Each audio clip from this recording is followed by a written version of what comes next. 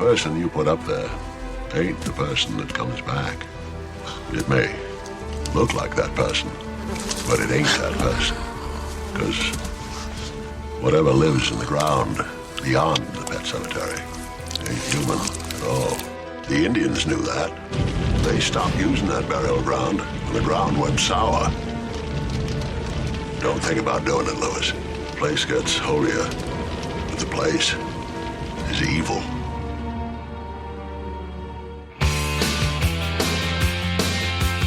Welcome to Now Playing's Pet Sematary Retrospective Series. Today is Thanksgiving Day for cats, but only if they came back from the dead.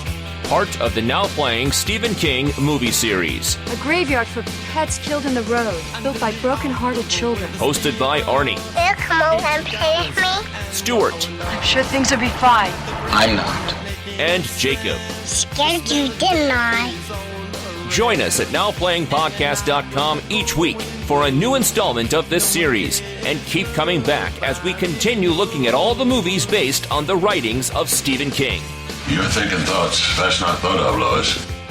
And join Arnie at booksandnachos.com for in-depth reviews of all of Stephen King's books and short stories. Daddy's gonna do something really bad! These podcasts contain detailed plot spoilers and harsh language. Thank you for introducing that colorful phrase into my daughter's vocabulary. Listener discretion is advised. First I played with Dad, then Mommy came and I played with Mommy. Now I want to play with you. I don't want to be buried in a pet cemetery. I don't want to live my life again. Today we're discussing Pet Sematary, starring Dale Midkiff, Fred Gwynne, Denise Crosby, Rod Gwynquist, Michael Lombard, Miko Hughes, directed by Mary Lambert. This is the Now Playing host who never plays fair, Arnie. Stuart in L.A. And this is the host that proves the soil of a podcaster's heart is stonier, Jakob. Is that a real Maine accent? I don't buy Herman Munster's accent. Like, I can't believe... I went to YouTube looking for Maine accents. I'm like, there's no way that's how they speak. Oh, I thought you were talking about Arnie. I didn't buy that accent either. Well, no, I didn't buy that one either. It was about as convincing as Herman Munster's. And yet both are really accurate. My mother is from Maine, and when I was young, I had to be sent to speech therapy because I couldn't say my R's. They thought I had an impediment when in fact I just spoke like a New Englander. So no, that is how they speak, and Fred Gwynne sounds exactly like my uncles. We'll have to ask our Maine listeners if that's accurate or not. I don't know how many Maine listeners we have, but we do have a lot of Stephen King fans, and this is the last part of 2016's Stephen King coverage. We're going to do Pet Sematary this week and Pet Sematary 2 next week, and then we're done for a little bit. Pet Sematary, it was also the last Stephen King film of the 80s, and 86 it had a high point with Stand By Me, and then we kind of had a little bit of a lull. They didn't make that many. We had, Return to Salem's Lot, and The Running Man, and the aborted attempt at Apt Pupil that starred Ricky Schroeder.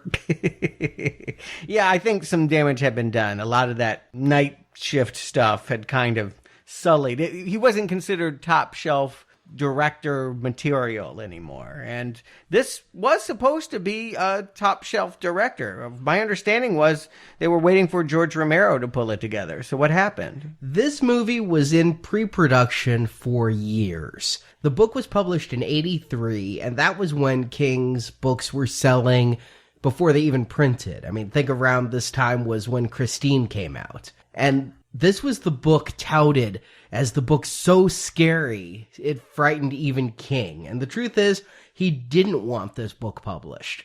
His wife Tabitha had read it while he was writing it and told him, stop. Because it is based on the time that Stephen King's young son, Owen, ran out into the road and there was a truck coming and King tackled him on the edge of the road and saved his life.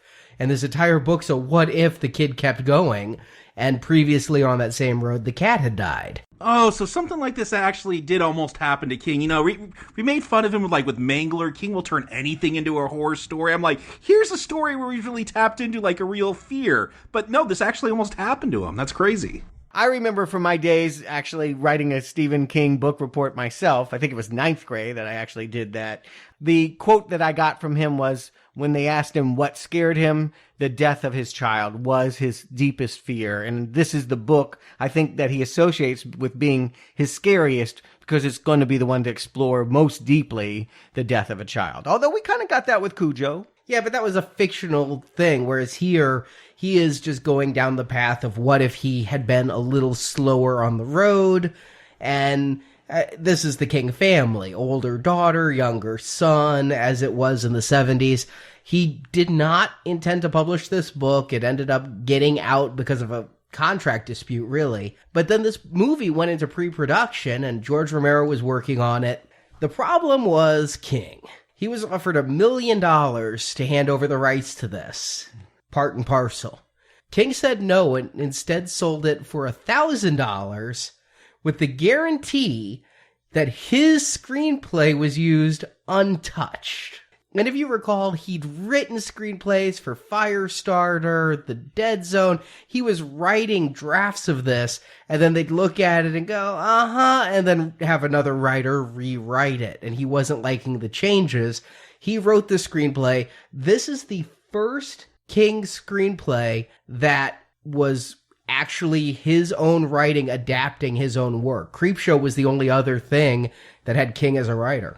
Okay, so things are starting to click then. Things in this movie, why they happen, are starting to make sense. King was the one doing this screenplay. If it was in the book, he was going to make sure it could be in the film. I'm going to call this the Kubrick clause. I've got to believe that the liberties taken with Shining are the reason why he felt it so important that another book of his that was close to his heart got done right. Maybe he wouldn't care what they did with Mangler, but yeah, with Pet Sematary being, I think, one of his favorite, or at least one that deeply touched him, you can imagine he didn't want to see another highbrow director taking his characters in a different direction. Well, because of this, studios passed on this for years. And finally, on his third attempt, the producer sold it to Paramount, and Paramount agreed to fund it with the budget, but they wanted the movie really fast. And this was done while Romero was in the last days of shooting Monkey Shine. So there was just no way Romero could do it in the time that the Paramount was requiring.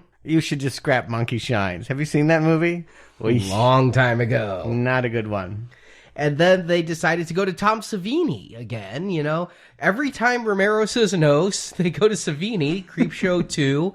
Savini said no again. I don't know why he was holding out for that Night of the Living Dead remake the next year. But damn it, he was. Mm-hmm, sure. And so he passed on this. So they bring in Mary Lambert. Is she from Maine? No. She's actually from Arkansas. Okay, well, that accent sounds all the same to me. Mary Lambert, how about that? She actually talks with a very thick Southern drawl. But she is the director known for such great films as Madonna's Like a Virgin video, and Madonna's Like a Prayer video, and many other Madonna. Yeah, I noticed she had a lot of music videos on her resume. Yeah, La Isla Bonita, and she did other people too. I think she did Eurythmics, Bowie, Rolling Stones, but yeah, she music was... videos, other people's music videos. Yeah, that was the beginning of the wave. I do think of the late 80s and definitely the early 90s. You know, sometimes it works out. You get a David Fincher, but then also you get a lot of Mary Lambert. Yeah, one-hit wonders. Everyone got a chance. You know, if you made a splashy music video that made an impression, chances are you were given a film. And this was, I presume, why she got the gig? That, and she had done one movie before called Siesta. Woo! And I watched it. On your own or for this review? Kind of for this review. Did you want to take a siesta during it? No, it's fascinating. It's a really interesting bad movie. It's got a great cast. You can't even believe the cast. It's Ellen Barkin, Martin Sheen, Grace Jones, Jodie Foster. Wow. Isabella Rossellini, just like almost in every scene. They blow in. It's just one of those weird 80s movies where you really don't know what the hell's going on. It was about death, though, and so they thought she had a thing with death that she'd be able to bring. She's, because of this film, become basically stereotyped as a horror director. The only other film of hers I've seen is Urban Legends Bloody Mary. What, was that a direct-to-video? Well, I think I've seen the first one. There was more? Was that the third or the second one? This is the third, and it was direct-to-video. But she also did Halloween Town 2. Oh, Halloween Town! Is that a Disney film? Isn't that like Bette Midler as a witch or something? Or is that something else I'm thinking of?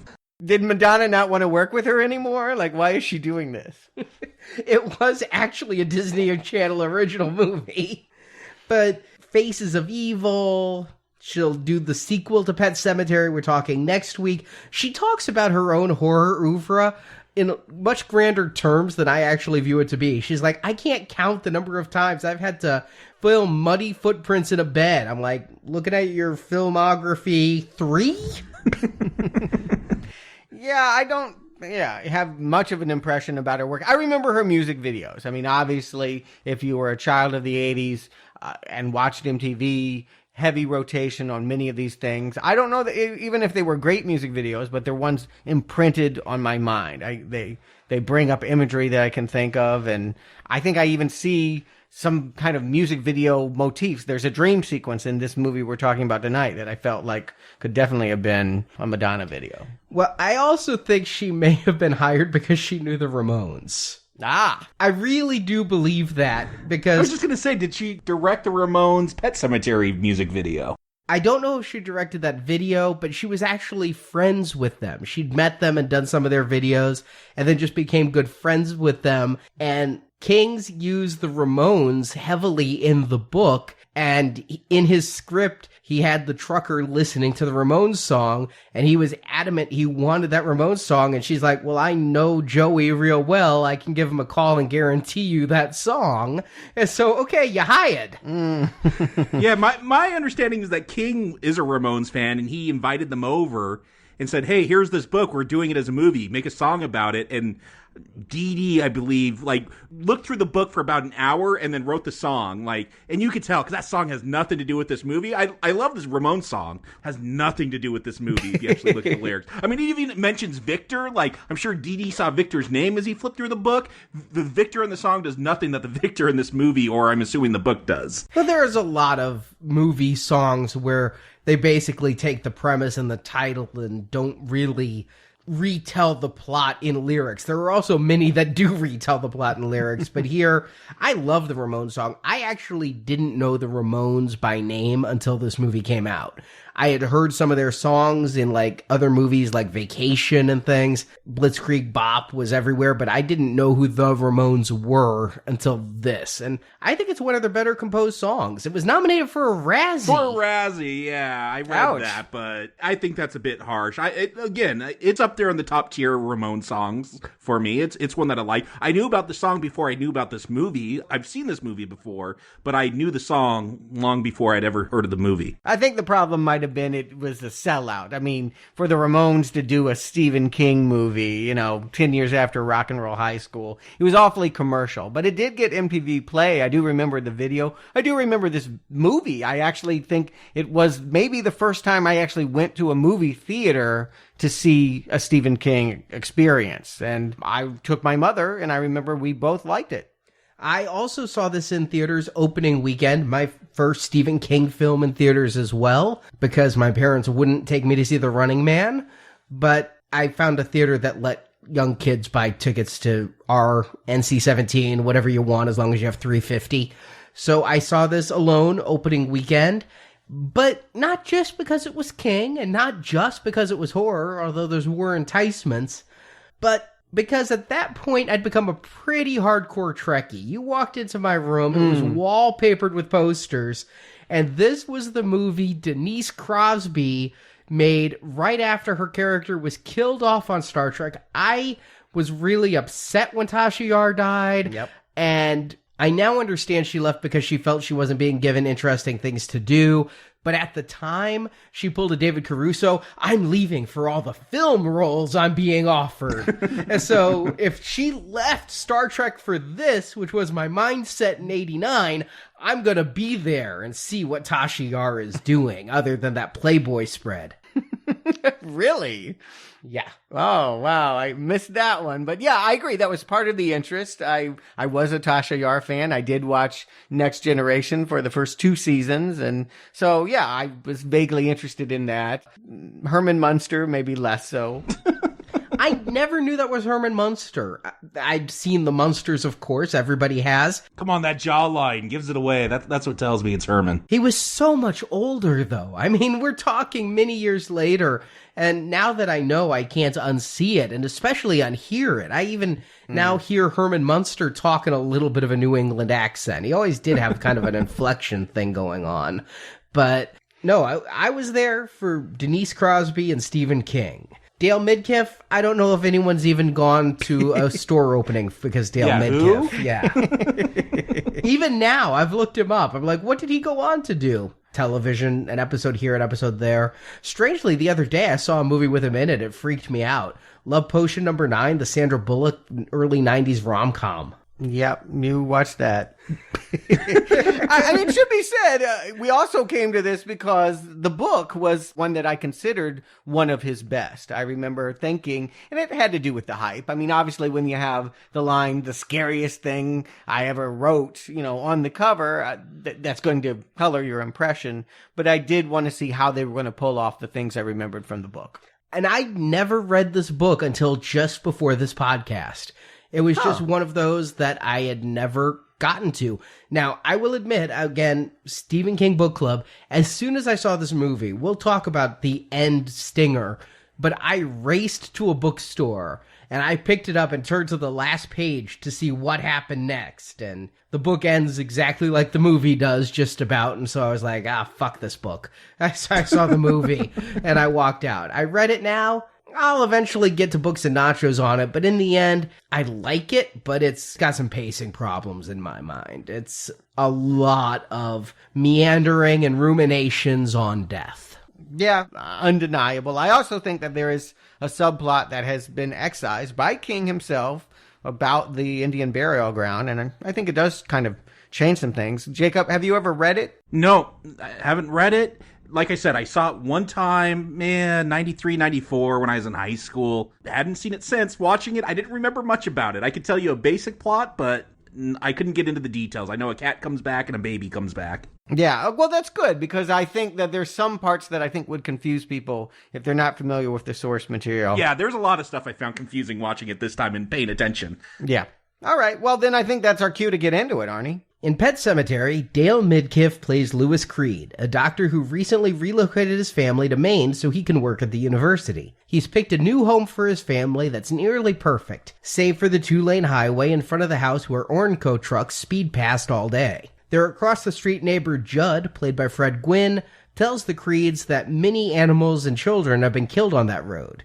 Judd even gives the family a tour of the heavily populated Pet Sematary the children frequent, but that warning doesn't help to stop the horrible events which follow. First, while the rest of his family goes back to Chicago for Thanksgiving, Lewis finds the family cat Church had been hit on the road. But instead of burying the cat in the Pet Sematary, Judd leads Lewis further on the path to a burial ground established by the Micmac Indians. There, Lewis buries the cat, and as the nursery rhyme goes, the cat came back the very next day, alive but altered, vicious, and carrying a horrible stench. But when his wife Rachel, played by Denise Crosby, returns with Gage and their older daughter Ellie, all seems well. Until the day of a fateful picnic when both Rachel and Lewis take their eyes off their kite-flying son just long enough for him to get in the road and be killed by a truck. The family is grief-stricken, especially Rachel, who has long harbored a phobia of death fostered by childhood events involving the death of her muscular sclerosis-suffering older sister, Zelda. So Rachel and Ellie go back to Chicago, dealing with their grief, but Lewis stays in Ludlow, where, against Judd's advice, he exhumes the body of his dead son and reburies Gage in the Micmac grounds. These events bring about the ghost of Victor Pascal, a college student who died on the first day of Lewis's job, played by Brad Greenquist. Pascow had tried in vain to ward Lewis away from the cemetery. Failing in that regard, he appears to Ellie in dreams and whispers in Rachel's ear until she takes an emergency flight back to Maine. The boy does return, but with a penchant for death. Seemingly working in tandem with the undead feline church, Gage first ambushes and kills Judd. Then, when he's discovered by his returned mother, he kills Rachel as well. Finally, he goes after Lewis, so Lewis fills a syringe with a fatal formula and first injects and re-kills the cat, and then kills his own son. But finding the body of his dead wife, Lewis returns again to the Micmac burial grounds a third time, hoping burying her faster will bring about better results. But it doesn't. A decayed and homicidal Rachel returns, and kissing Lewis, she swings a knife at his neck as credits roll. Now, of course, the movie's called Pet Sematary. The credits are going to open at the Pet Sematary, place where it's later going to be characterized. The dead speak. We hear kids naming their pets, speaking in eulogy about lost goldfish and what have you. It's a little misleading, though, isn't it? It's very misleading. Like, here's the thing with that Ramones song, going back to that, I thought the one thing that was true about Pet Sematary, the Ramones song, was they got the chorus right. I don't want to be buried in a pet cemetery. I don't want to live my life again. But that's not what the Pet Sematary does. I don't understand why this is called Pet Sematary or why it's misspelled. Like, because that's not where the evil's going to happen. Well, I presume it's misspelled because that was a child's attempt at spelling cemetery, and who knew it was spelled with a C. I still probably, thank you, autocorrect, would get that wrong if I didn't have help. I thought it was some arcane spelling and was looking up, and then in the movie they even say, oh yeah, it's spelled wrong. But yeah, he obviously made a choice. They could have just had it that if you're buried in the Pet Sematary, that's the ancient Indian burial grounds, but it's once removed. That is really what was put in front of it, along with a big pile of sticks. The real burial ground is much harder to get to, and the choice to make that is a little puzzling. The only reading I could have is why you'd want to call this Pet Sematary is because of Judd. We'll find out later that he buried a dog in that Indian burial ground, and it came back, and when it finally died a second time, he buried it back into the Pet Sematary. So I could say, oh, the Pet Sematary, it's a symbol because of Judd for accepting death and letting dead things lay and moving on. But that's stretching. That's the only reason I could come up with for calling this Pet Sematary. I also think that, well, we'll get into it when we talk about what's not here up on screen, but I think there's an evil that haunts this whole area, and it's already taken a whole lot of lives. That basically the Pet Sematary represents most of the pets that are there anyway have been killed by the road, and that there's this awful force with all these trucks and all of that constantly mowing down and making roadkill out of beloved furry family members. And also the Pet Sematary is like the gateway to the evil land. You know, it's the last stop before the dead falls that they have to climb and go there. I understand what you're saying, Jacob, because, yeah, the title implies if you're buried in that cemetery, you come back.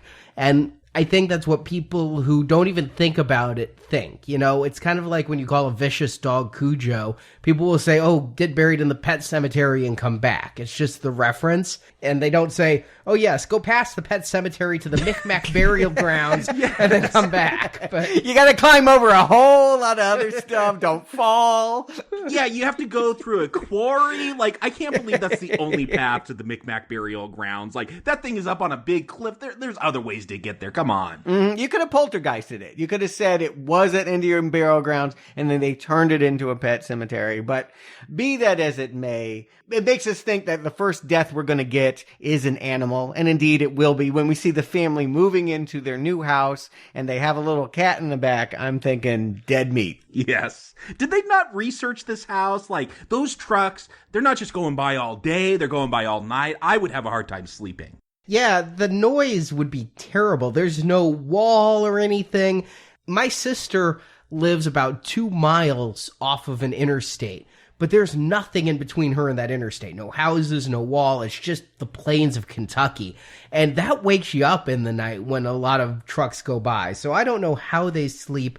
It is said, though, when they arrive, Lewis is looking at his family and going, did I pick well? This is what happens when you send the husband out to find a house.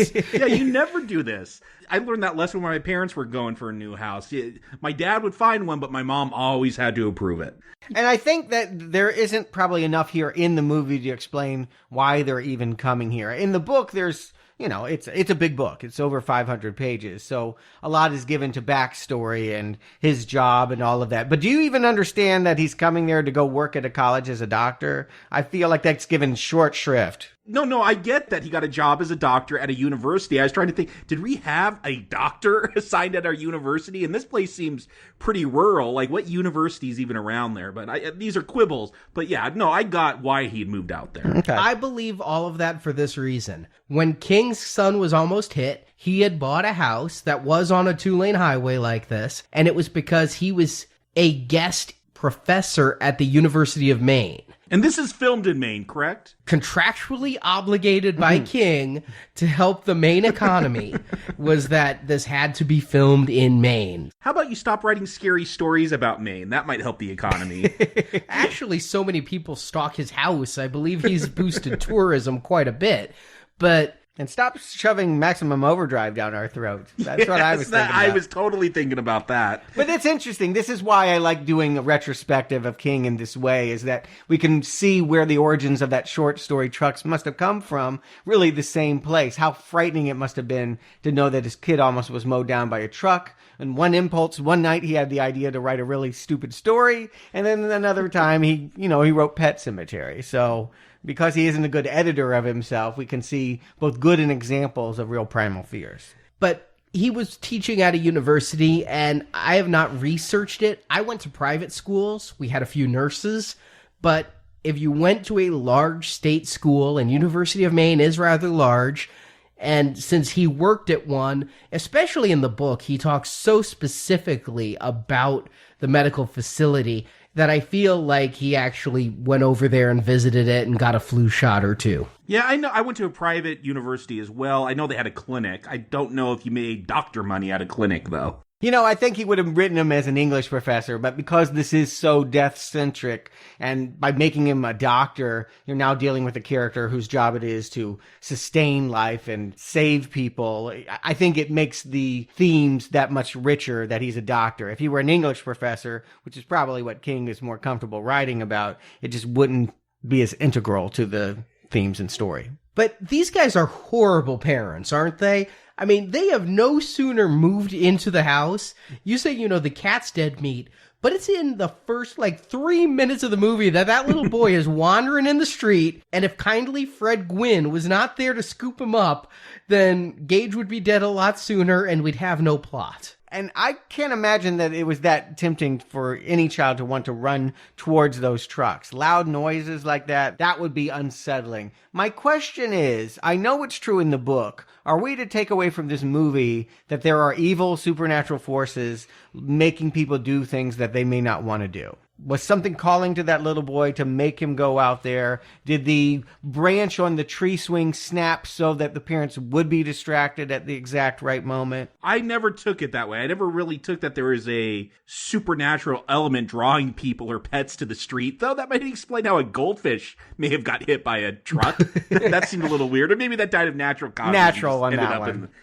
Ended up in the Pet Sematary. But no, I never got... Look, there's going to be ghosts in this film that pop up. I don't know why, but I never get that there's a evil force. Yeah, we'll find out about Zelda. I don't think this is like the force of Zelda, the dead sister, like drawing people into the street or trying to draw Gage into the street. I never felt that. Again, I never read this book. I saw this movie while I was a Zelda zombie playing Legend of Zelda. So anytime you say Zelda, you said the power of Zelda. I'm like, doo-doo-doo-doo. But I never got that there was any overriding evil force either. I just thought we were in a Stephen King movie. There's ghosts. Okay, it kind of shades of The Shining. Oh, a lot of The Shining. There's zombies that come back from the dead. However, it was the intent of King, shot in Maine, 20 minutes from King's house. He was on set a lot. But it was the intention of Lambert and King to say, once Gage is buried, they hear that howling when they bury the cat. that is when supernatural forces are unleashed. And that's when more stuff starts happening and more things are impelled supernaturally in the story. That's why later on there's visions of Zelda and whatnot. As for kids running in the street, yes, trucks are loud, but 2-year-olds are dumb. So there's enough real life horror stories of kids getting hit by cars that you're not going to make me think twice that a kid would run out in the street once chasing after his kite. However, this little introduction for Judd is new for the movie. It wasn't like this in the book. Gage only went in the road once in the book, and that was enough. But here, I just felt like when I'm watching it this time, I'm like, wow, they did not learn from this close call at all. Yeah, no, why don't you put up a white picket fence, something to keep those kids in? Yeah, you would think that the wife would insist that they are staying somewhere in town that night and that she will not spend another night at this house. I mean, she's already so death-centric with her backstory with her sister. But yes, we have to accept all of this as, you know, the setup to the story that they need to tell here. And you mentioned The Shining. There's no way not to see it, right? I mean, it's all over this thing here. And I definitely feel like with the arrival of the kindly old Judd Crandall that we're just seeing Scatman Crothers all over again. I didn't get Shining off of Judd, but it's when Victor shows up. That's when I start getting that Shining influence. Yeah, well, that too. I mean, we'll be mentioning it several times tonight, but I just feel like, even reading the novel, I felt like King was reworking one of his most successful novels to be more tailor-made towards his concerns and his deepest fears. And I just think King feels so connected to The Shining. I mean, you look at Carrie in The Shining, and that's the template for all his future works. I don't think the success of The Shining is what made him do it. I think it's just the story King keeps telling again and again through the 80s. Yeah, no, I feel like Stuart said, doing this retrospective, like, I'm getting what all King's deals are. And so, like, you know, Scary X-Men, you know, Carrie and Firestarter, like, that's a thing he likes to do. And then Talking with Ghosts, The Shining, like, that's a big thing. Like, you see these themes get repeated in his stories. Yeah, and that's not a ding on him. I think everyone repeats things, and I think that's what can make someone an interesting artist, is what they choose to replay and reinterpret and rework through is sometimes a good thing. That's what I love about doing the book reviews, too, is that I'm really seeing even more of that when I look at stuff that was never made into films. It's really interesting to me to see seeds of ideas that become books later. Like in the book Pet Sematary, there's actually an offhand line about twins that eat the other twin, you know, absorb the other twin, and then have teeth in weird places. And that was going to become the story of The Dark Half 6 years later. Yeah. But speaking just about Judd and maybe how he's like Scatman, I don't even remember the character's name in Shining, but he does what Scatman does with little Danny. He wants to teach him about the powers that are around there. He actually takes them to the Pet Sematary to sort of introduce them to the idea that it's natural to be around death and to listen to the voices of the dead. Howdy, neighbors. I'm your kindly old man. Let's go visit the dead and upset your daughter. Certainly how Rachel sees it. Did Lewis not, like, inquire about that path on his property when he was buying that house that leads to a cemetery? Did he even go there? Did he just, like, throw a dart at, like, a real estate book and was like, yep, that's where we're living? Oh, those pictures look great on the listing. Let's take it. I think we can all agree, Lewis just sucks, and Dale Midkiff just sucks in this role. Oh, he's so bad. I mean, literally, there's times where he's delivering lines. It was bringing up Keanu Reeves to me, just that flat, passionless, I'm supposed to be invested in this guy and care about him as a father losing his child. No, it's a fail for me. Absolutely agree. I did think while I was watching this movie, Denise Crosby, awful. Dale Midkiff, worse. I actually have kind things to say about Miko Hughes, who we reviewed in Wes Craven's New Nightmare. Best actor in this movie, actually. Yeah. Who's that? Gage. Okay, the little baby. Yeah. The 2-year-old. Okay. I think Fred Gwynne does very good, except for one scene. I wouldn't say it's particularly nuanced acting. It's a lot of acting. It's big and it's kind of over the top, but, you know, I like it okay. Yeah. He's good for this. But honestly, I'm watching this and I'm like, God damn, I really wish Dale Midkiff would give me something. Yeah. And then I think Creepshow 3 and I go, he's great. It really reset my bar for bad acting. I'm like, he's subpar, but I can't say he's bad after seeing Creepshow 3. I mean, come on, the delinquent doctor in Creepshow 3 I think was more entertaining than this guy, though. Because it's his story, it's for him to carry this movie, and that's why it's so painful, is that he is the worst actor here. Everything is centered around his fears. I mean, the first death, we should be said, before even Church, the cat, dies, is this patient that kind of gets thrust upon him. That should be pivotal. We should really understand in the moment how he's feeling. And I just feel like this guy literally does not know how to wear expressions. Like he just either was told and directed to be this way, or he just is incapable of expressing fear and pain. I looked him up to see if he was better later and if this was Mary Lambert's problem, like she wasn't giving good direction. Because when everybody's universally bad, I kind of have to look at the director and point a finger. But in this case, he didn't go on to do anything either, so I think there wasn't a lot of clay there to mold. You know who looks good in this movie? Madonna, because I'm like, she's a terrible actress, but if this was the one directing her through all those music videos, well, okay, she didn't have a chance. If I had known when I went into this that the director of Like a Virgin directed this, I would have expected cat heads on people walking around like the lion's head in Like a Virgin. That's what I really would have envisioned. Just wait for it.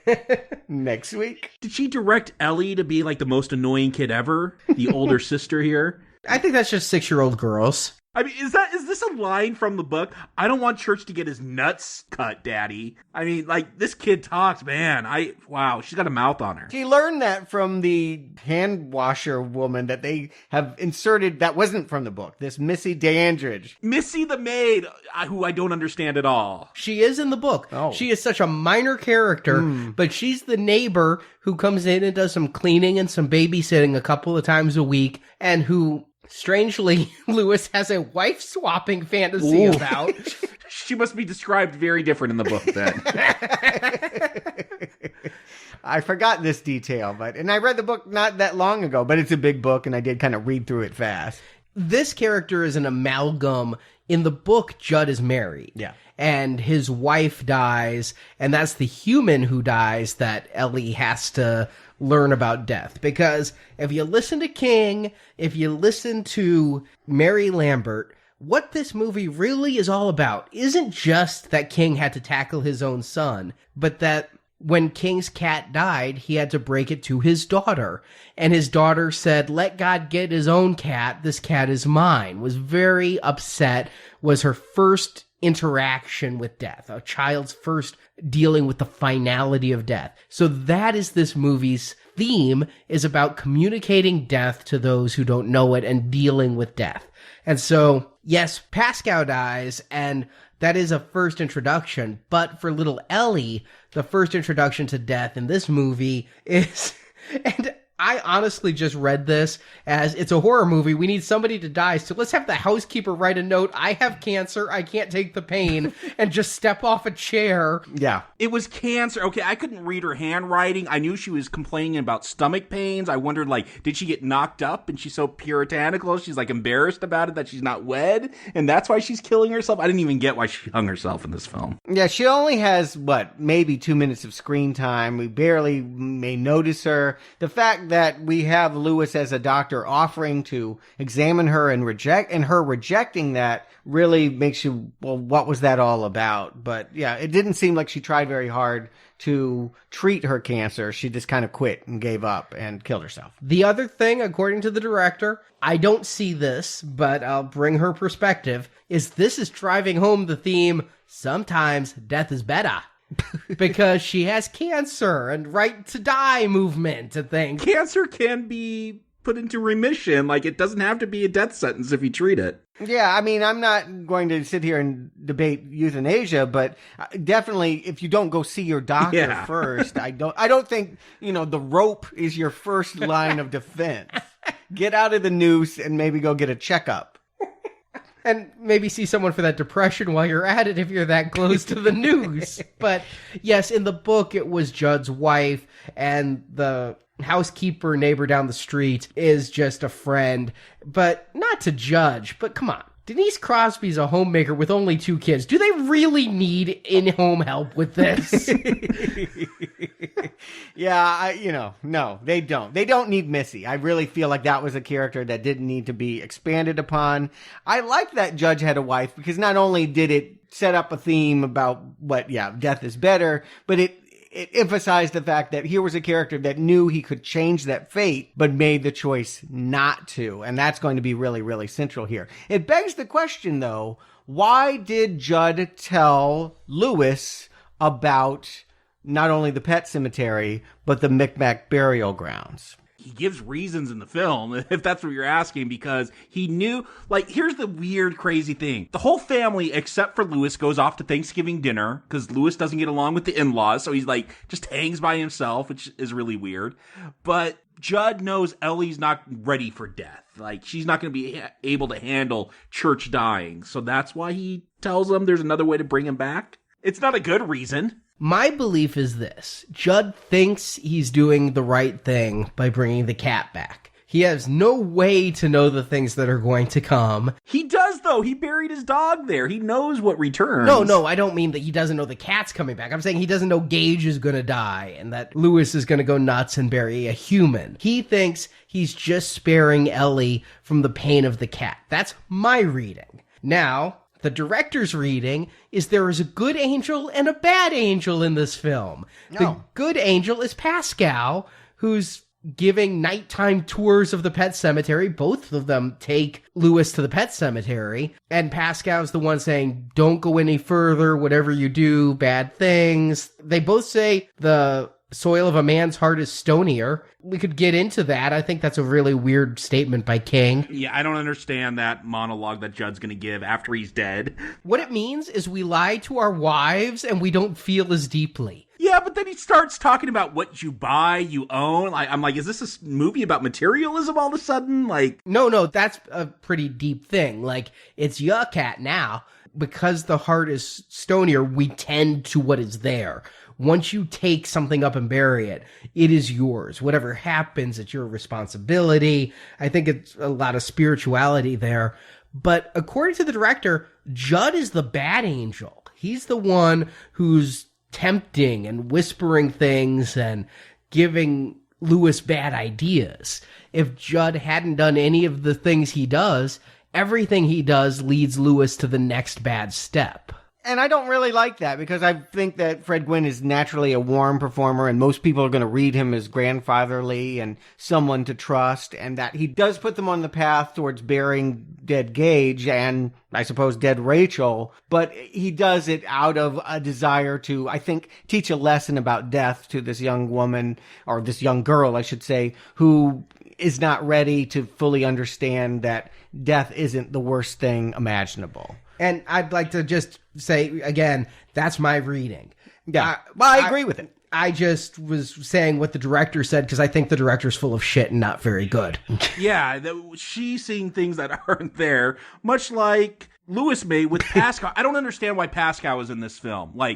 He's going to show up. All of a sudden, this is like a weird, shining ghost movie. I think this movie would be stronger if it was just there's this ancient burial ground and let's go bury something there and see what happens. But we're told what's going to happen. We're told that's forbidden. We're told all this by Pascal, and then we're going to see Judd do the exact same thing a few minutes later. I don't know why there's dueling ghosts in this film. Yeah, and we had this in The Shining. I mean, it worked much better when Danny knew Tony and Tony warned him about things that were coming. And I feel like Pascal is the Tony character, but Pascal's a problematic character, just period. I remember one of the few things I remember about my theatrical viewing back in 1989 is whenever that character appeared, people in the audience were laughing at him. He seems silly. The actor playing him plays it almost comedically. Yeah, it becomes a comedy towards the end. And I feel like that's the wrong impulse. We want to be scared, and to have this character sort of be like the funny guy that, no, it just doesn't work that way. There are things to fear in the Micmac graveyard, and we don't need a jokester to tell us don't go. Now, I'm going to take the opposite stance. I like Pascal quite a bit. Okay. I, first of all, think the actor is one of the better ones there. He brings levity on purpose. He goes against type. I love the appliances they put on him. He looks horribly gory. When I walked out of here, there were 3 things that scared me. In order, he was the third, and that just open head wound and the way he was all bloody. But yeah, he does play it funny. He's a friendly ghost, not to invoke Casper. And so I actually like him. I do think that King sometimes gets tangled with too many supernatural elements. I think it's stronger when you have one point where, we often say we give the movie one mulligan and one idea and go with it. So if you're going to say there's a Micmac burial ground, great. You're going to start saying there's ghosts before anything was buried and all that. You're in a universe without rules. Anything can happen. And to that point, I think that because we don't even have any association with Pascal, he's not related to the family. I think that he was a college student, but the way the movie sets it up, I mean, he's just someone with a head wound that's thrown on an operating table. Who's he to us? Who's he to Lewis? They bring him in. He was hit by a truck. And the only line you get is he tells Lewis, because you tried to save me, I'm going to help you. Like, I didn't see Lewis doing a whole lot to try to save him. No, I agree. There's no connection there. And you either build that character up so he has more importance when he was alive, or you don't include this character. As is, it sort of distracts from what I want the movie to do, which is to scare me. And really, this movie has a big Nightmare on Elm Street thing going. I found it interesting that all of this stuff's in the book. And the book was written a year before Nightmare on Elm Street came out. But there's this whole dream sequence. Lewis is going to go with Pascal out to the graveyard, and he thinks it's a dream. And then he wakes up, and his feet are all muddy, and he has a scrape that he had got when he thought it was a dream. And so there's that going on. I think this movie could have been fine if you just went the dream route. I mean, what does Pascal do? He's a harbinger of doom, so there's that. He provides some gore in a horror movie, so there's that.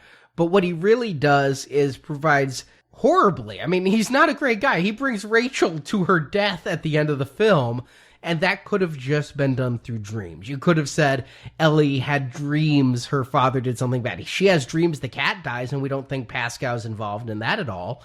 So Ellie could have just had premonitions through dreams, which I would have accepted more than a friendly ghost popping up. And he is a bigger part of the movie than he is in the book. Question, would you accept that she has The Shining? Like, could they make it, like, directly connected? Maybe they don't have the rights to The Shining. I don't know. This is a Paramount movie, and the other was a Warner Brothers. But could we just say, yeah, this girl seems to be clairvoyant? The book does that. I would have been fine with it.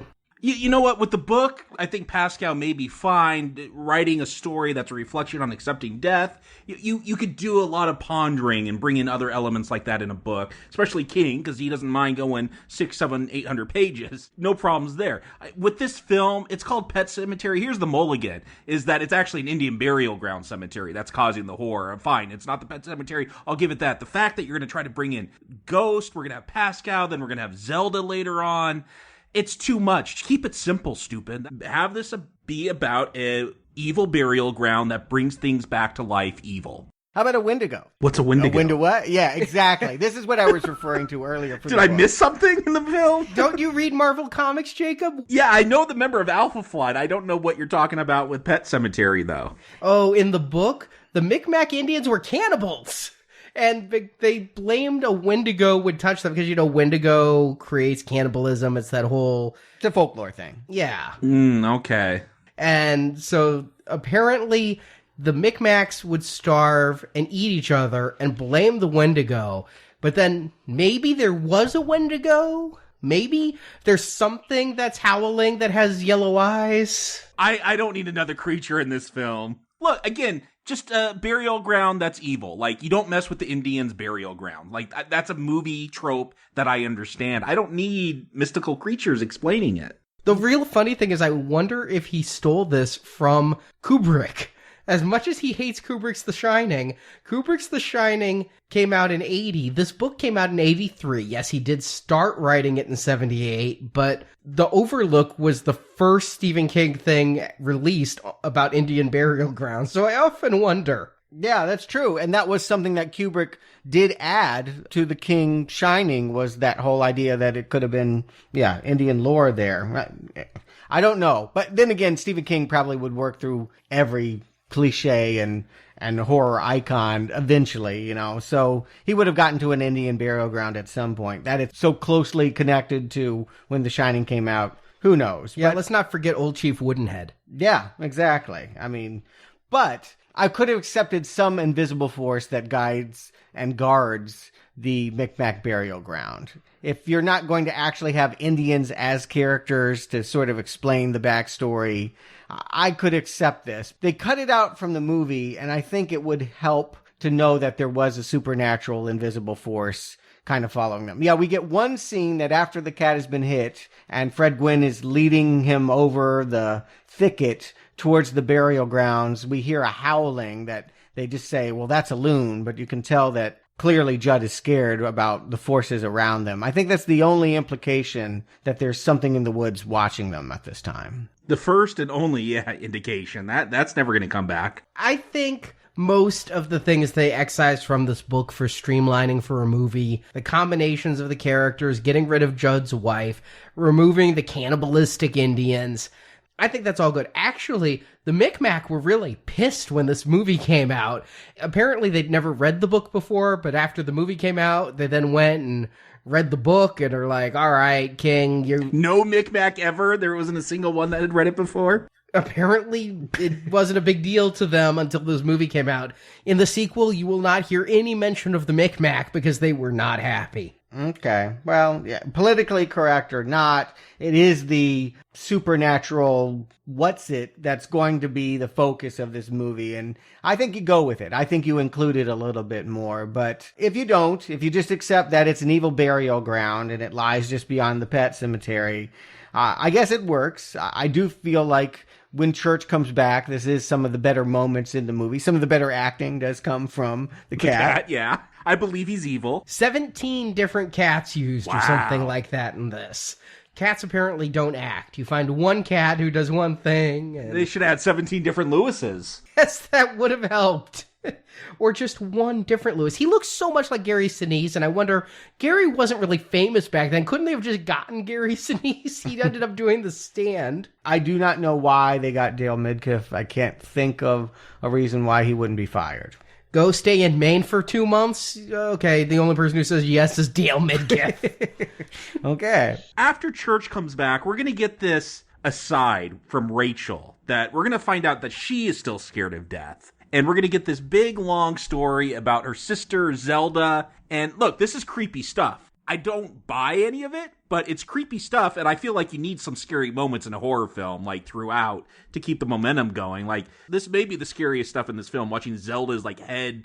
I don't know if she's breaking her neck as she's dying of spinal meningitis, but this stuff is eerie. I said that I walked away with 3 big fears, and this was my number 1 fear walking out of there, was Zelda and spinal meningitis. This thing gave me nightmares after this, the prosthetics, the creepiness.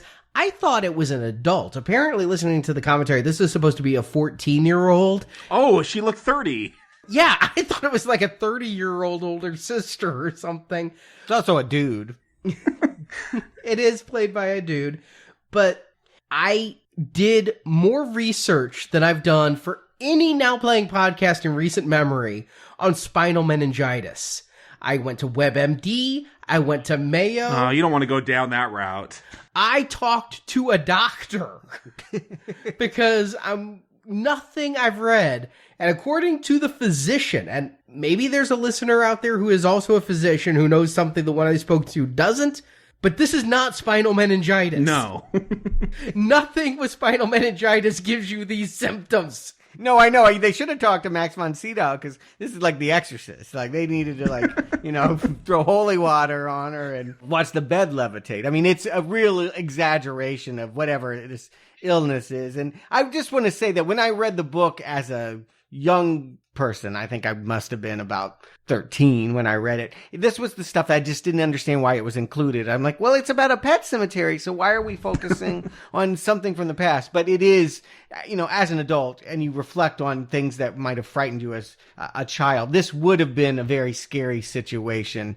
I just think that maybe Mary Lambert embellished it in a way that makes it kind of look absurd. Well, and I also think we're hearing it from an unreliable narrator. Rachel's telling this from when she was a kid. I think it's filtered through how she saw it as a frightened child. But King does describe an elongated face and hands that turn like birds' feet and all these various things in the book, none of which are spinal meningitis. Spinal meningitis is not a chronic illness. It can kill you in 2 days, but even in third world countries today, the thing that happens is either you die or you don't, but you could get gangrene. You could lose a limb. You could lose your hearing.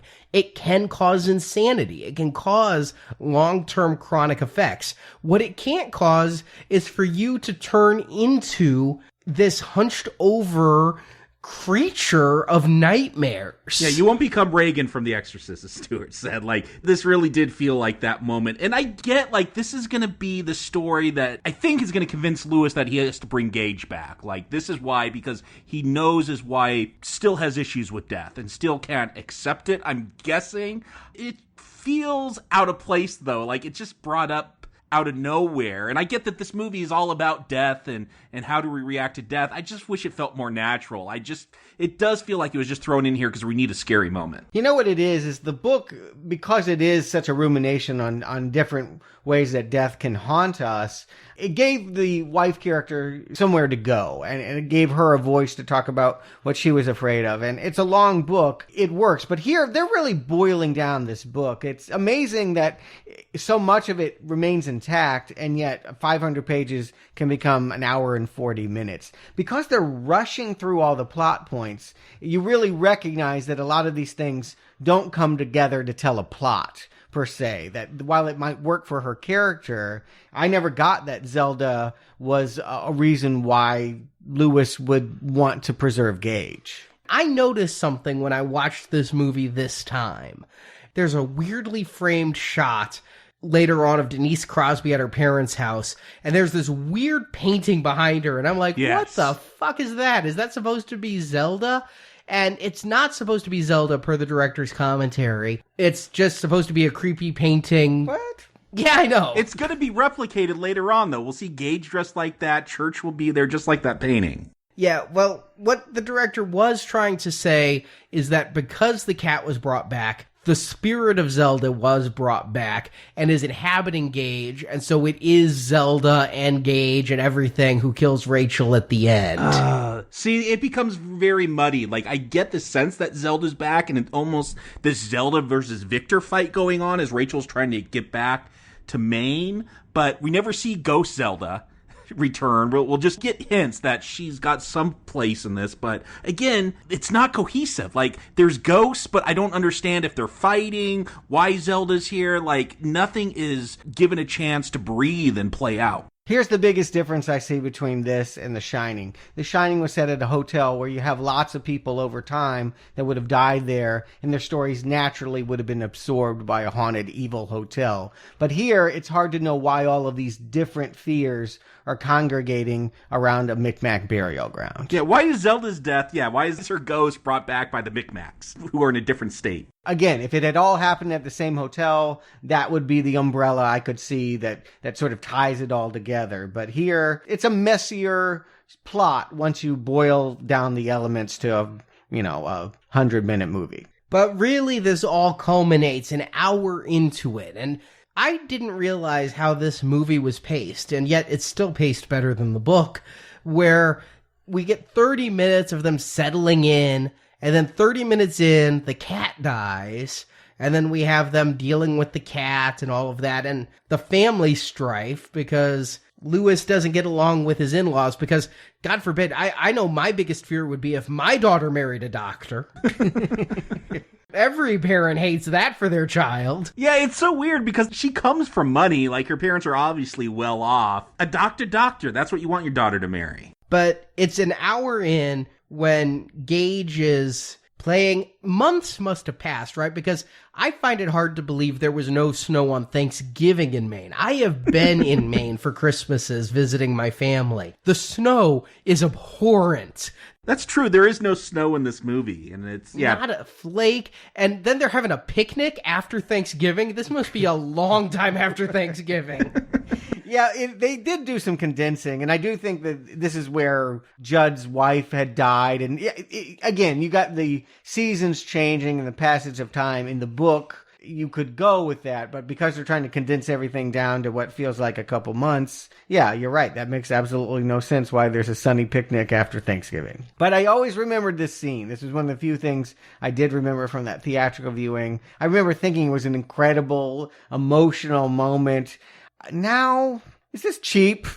Were you getting sad as the trucker is rocking out to Sheena is a punk rocker? I kind of like that. I mean, I do think that both that connects with the book by having the Ramones, and there's something, just awful about it. But it's also kind of exploitive, right? Yeah, no, totally exploitive. Like we see a kid going, "Ee, kite," and then like cut to big wheels going, "Rrrr." It's almost over the top. I actually like it, and I'm going to give Dale Midkiff a rare compliment. His scream of no is really emotional. I mean, I'm not saying I welled up for the man, but it's a really good scream. You know how certain actresses get cast in horror movies just because they can shriek really well? Yeah. I wonder if he got this job based upon his howl of no. He's a scream king, is that what you're saying? Yeah, I am.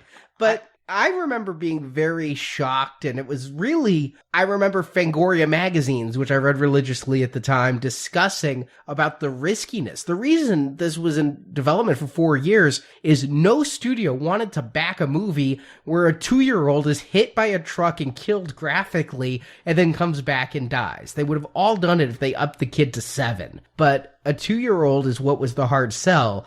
And I remember being shocked by it. Even I walked in not knowing anything other than I was seeing something about an evil cat. I'd never read the book. I didn't know what I was in for. I was getting zombie ghosts and spinal meningitis. And now this kid killed. That came out of nowhere for me. And it's not what you would expect. I'll say in both the movie and the book, they do a bad job of bringing empathy for Gage, though. I feel bad that the parents lost a child, but neither one ever made me like Gage to where I'm sad a character is gone. The way a really good horror movie makes me sad when a character is killed. Well, yeah, that is a problem with this. Again, I think the most I feel is for Church when Church dies. Gage gets a more exploitive death than Church does, and Church is just a cat. But yeah, all the human characters in this, I just don't care about them. To me, it's kind of an easy way to shock people, is to take something adorable, flash it on screen, and then run it over. I mean, it's not doing the hard work. Yeah, that's not building empathy. That's not showing the family dynamic. I wanted to see a family that was more loving and connected than I'm getting from these cold, bad actors. That said, it is a graphic, shocking scene, and this is a horror movie, so to be shocked is a good thing. So I guess it kind of works, but only in a music video montage kind of way. Yeah, which we get because as soon as that kid dies, break into a Guns N' Roses ballad or something, I feel like that would be the perfect soundtrack, is like Polaroids fall of different memories that they have of Gage. It's so cheesy. I liked the Polaroids. I liked basically the sight into his mind as he's remembering the good times with his son. I know that when I suffered a couple of losses in the past couple of years, that's where my mind immediately went, is thinking about the times that would never be had again and things that went well. The music, however, is a really bad choice. Do you think millennials would picture this as Instagram photos now? Yeah, I can see that. Yeah, the remake, right? And I think they are thinking about it. I also had a memory from this movie truly haunt me. My first time ever going to a funeral was in my adult life. I was in my late 20s, and my wife's grandmother died. And we go to the funeral, and it was my first time seeing a dead body. And I didn't want to go. I was really nervous, I went, I faced the body. But then we leave, and I'm a little shaken up. And then there's this crashing sound from in the observation room. And all I'm thinking is Pet Sematary. Somebody knocked over the casket. The body fell out. Oh, for real? It turned out somebody just fell into a whole bunch of chairs. But I'm just standing there like, oh my God, Pet Sematary, the body fell. Oh my God, Pet Sematary, the body fell. This scene is so awkward, it almost feels like a dream sequence. Like I kept waiting for Lewis to wake up and be like, oh, because there are these kind of moments. It's very fragmented after this point, that we have the wife also, walking through music video land kind of stuff. And it's hard to know what is real and what's not, because we have ghosts popping in and out. What is the actual material reality that we're to understand is really happening? Difficult to know. I agree. when I first saw this, because you don't really have a beat on the parents. You've had a couple of offhand lines that he doesn't get along with them, but if the parents were more characters other than maybe a flash of them at Thanksgiving and that's it, if this relationship animosity was really driven home more, I'd go with it. This is something that really should have been cut. Yes, it is horrifying to think, not only did your son die, but now his casket is falling and you see his dead hand. Horrifying. But if you're condensing for a movie, cut this. Yeah, it's so cartoonish, and I feel like you only see caskets get knocked over in comedies. Like, that is always a cheap laugh. So the fact that they do that here to, I guess, show escalation in the animosity between the in-laws and Lewis, I don't know. It doesn't work. Yeah, all it does is make us hate Irwin and the in-laws. And so I guess we're to be mad that Rachel goes off with them. But that's because Lewis is sending her away, that he has got it in his head what would be obvious to us. If you've set up early on that there's a magical place that can bring the dead back to life, knowing this late in the game that their child is dead, we know exactly what's going to be on Lewis's mind. Judd knows exactly what's going on in Lewis's mind. Lewis even asked when they were up there, has anyone ever buried a person? And, it takes a while for Judd to totally come clean, but he's willing to come clean because he can see how badly what he set out and introduced them to is now opening up. And I will put out there, in the book, this whole thing is described about the World War II vet who came back and was buried in the Micmac grounds and came back. He never became a cannibal zombie attack beast, though. That is all added just because this is a horror film. When he's sitting there munching on a foot, I thought that was a little bit extreme, and when I finally got around to reading the book, I was right, and that was not in there. Instead, the ghosts who come back from the burial ground talk shit. Like, your wife is sleeping around on you. They just talk shit? That's as evil as they get? That's not Honestly, scary. Until Gage, that's it. They shamble around, and if you go to confront them, they talk shit. Like, they're demons that know things, like your wife is whoring out and your children are only hanging around you because they want your inheritance. That's the kind of thing that the World War II zombie does. Okay, that's dumb. I actually don't mind the cannibalism. I get the sense from Church that, yeah, you do come back as a zombie. They're always talking about Church's bad smell. So the fact that they're eating people or trying to kill people, I don't have a problem with that. That's what I would expect in this movie.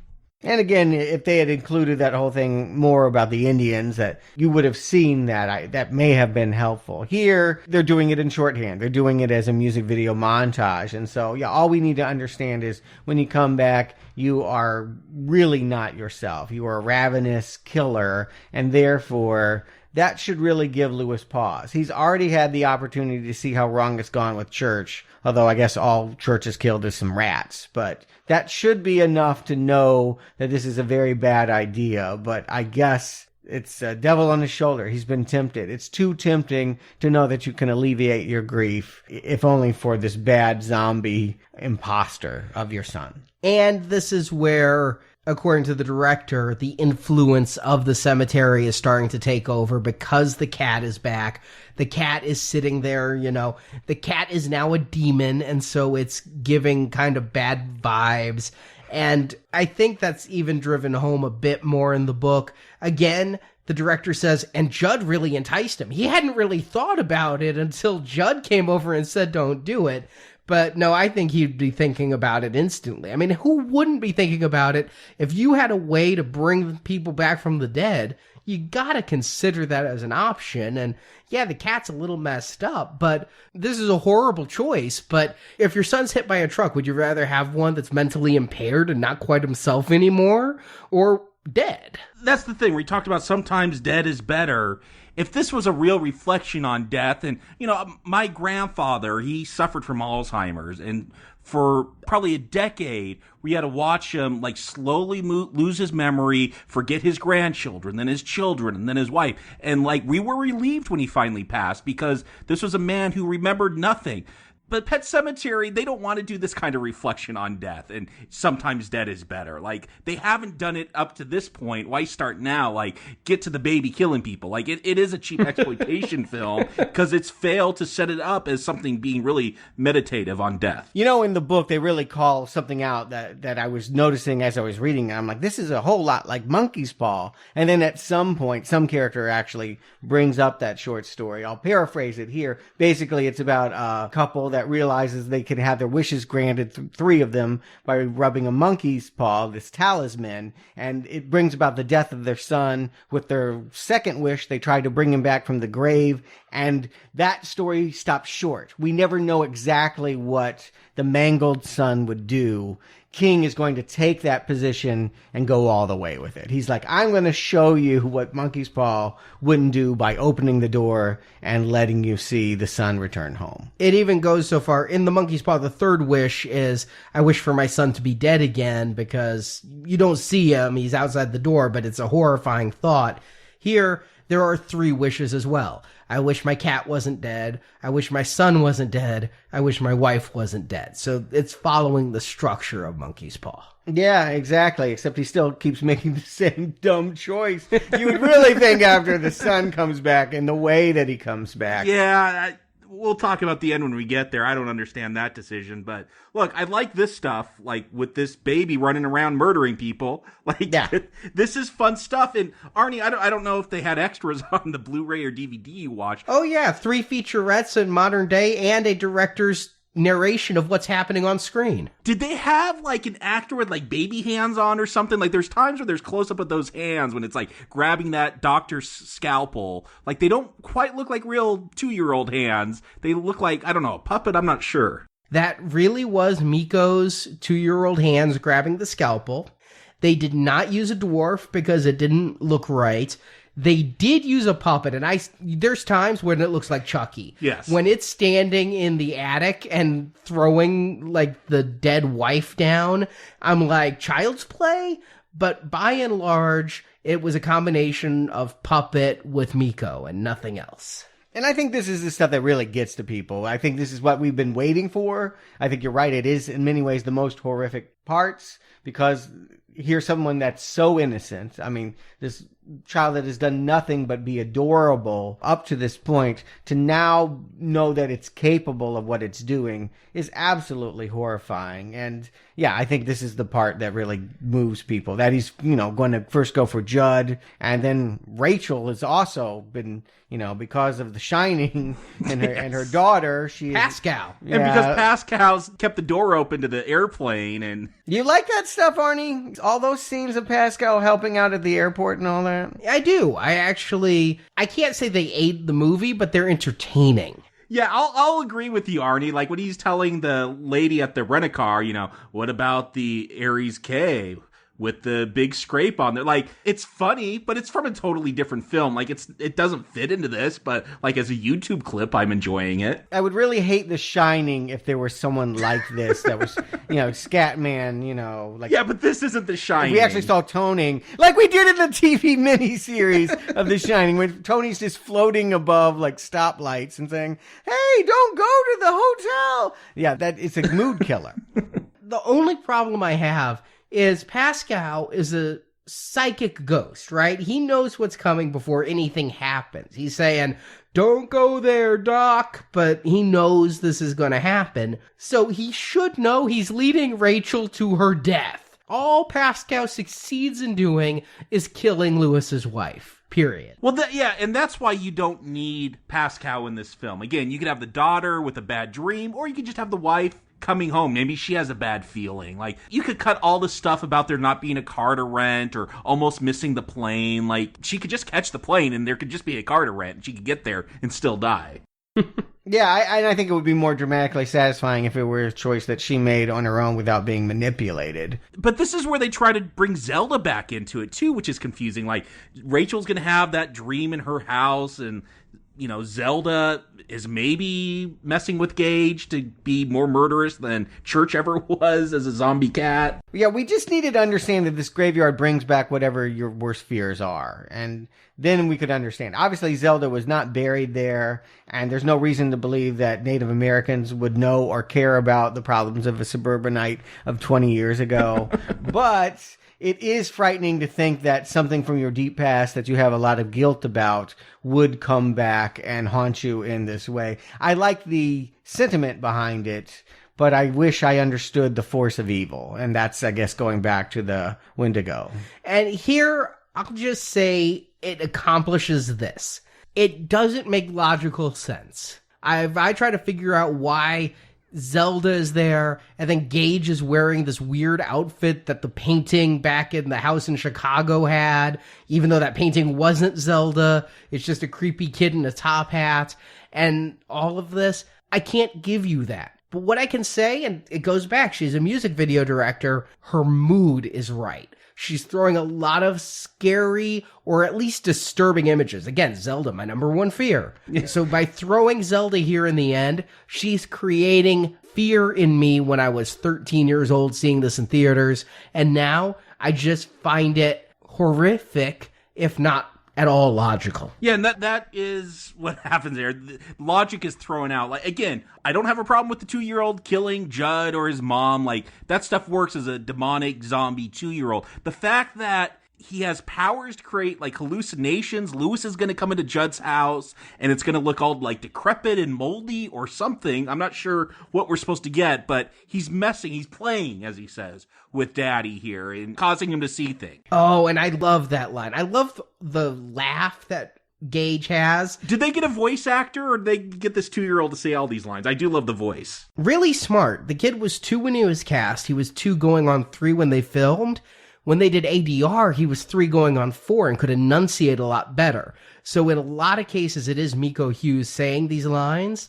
There was an ADR person. The director recorded a couple of laughs as well. But they got him when he was a 4-year-old and able to be understood. But that line, now I want to play with you. That's just, I love that line, you know? They could almost make a whole movie about this. They could have gotten to this earlier. Yeah, we should say this is like the last 20 minutes of the film. It's not very much of Killer Gage. It's the climax, and I think the impulse on that is right, because you're not going to get anything scarier than this, and I think they make a mistake by trying at the very end. But yeah, I guess because we have been waiting for so long for these kind of horrific, classic slasher scenarios, it's a long time to wait. And it's a lot of bad performances we're watching in order to get there. One thing I'm wondering also, if people are understanding, Jacob, did you understand that the father fell asleep because of a magical force and not just because he is just not capable of drinking coffee and staying awake knowing that his dead son's coming back to him? No, I thought he just fell asleep because that's a long hike, and then you got to bury someone in hard soil. Like, that's a lot of work. I'd fall asleep too afterwards. And the stress. In the movie, I took it as he just fell asleep. In the book, yes, there's more to it. But yeah, I took it as drinking, emotional distress, long hike through the woods, chased by a Wendigo. Again, if you thought your dead son was coming home and that you may have to kill him, because he isn't a complete fool. He does think there's a chance this could backfire, and he thinks he's prepared to just take the kid out and wife and daughter will never have to know about it. I just don't think that you can look at the scene and say, oh yeah, he was just, sleepy. No, that doesn't work. That is true. He tells Judd, like, if he comes back bad, he'll just take him out. But how horrifying to wake up and realize who you were trying to protect already came home and has been taken care of. I mean, Judd, he was old, but your wife, ouch. Yeah, and Judd dropped some lines like, God will take him when he's ready. Like, he has things to pay for. Like, I feel Judd is dead meat from the beginning because of sins from the past. Yeah, and he introduced him to this. In some ways, he, quote unquote, deserves it. And the way he's taken out, oh my God, the cutting of the Achilles tendon. Yeah. That's one of the most horrifying, realistic things in here is the thought of a frickin' scalpel. I don't know why a university doctor has a medical bag with a scalpel in it. Yes, all I was wondering that too. I'm the son of a doctor. I've rooted through many a medical bag. There's a stethoscope, there's a thermometer, there's various pills in case of emergency. There was not an implement of death in there in case, Well, and just in case I have to do an appendectomy while I'm walking through the mall. Hey, but we do see Heath Ledger Joker, here. Yes! Also going to get slashed on the sides of his mouth. Heath Ledger as the Joker had those scars. It's pretty nasty looking. When Lewis finds him later, it's like his jaw's missing. The movie does a good job in this scene of convincing me a 2-year-old could overpower Herman Munster. Yeah, which is not easy to do. It could be something very laughable, and I think it's to this movie's credit that they're working with these kinds of flawed actors and flawed direction, and yet I still feel like, this stretch of the movie is very solid. And that he has to put his son down. I mean, of course he does. The son is responsible for the death of his wife, and it would kill him as well. And yet he still looks like Gage. They haven't made him look too much like a living dead creature. Yeah, he kind of has a scar, and that's it. Yeah, I do wonder if Romero had done this, if he would have been more tempted to go with Tom Savini makeup here. But the impulse is right. You got to make him still look like lovable little Gage. Well, the impulse was to make him look like an undead creature with a whole bunch of appliances. The problem is child labor laws only allowed Miko to be on set for so long, and it took a long time to apply those appliances, and the 2-year-old was not being very patient about sitting in the makeup chair, so they ended up just going with what they have, the small scar.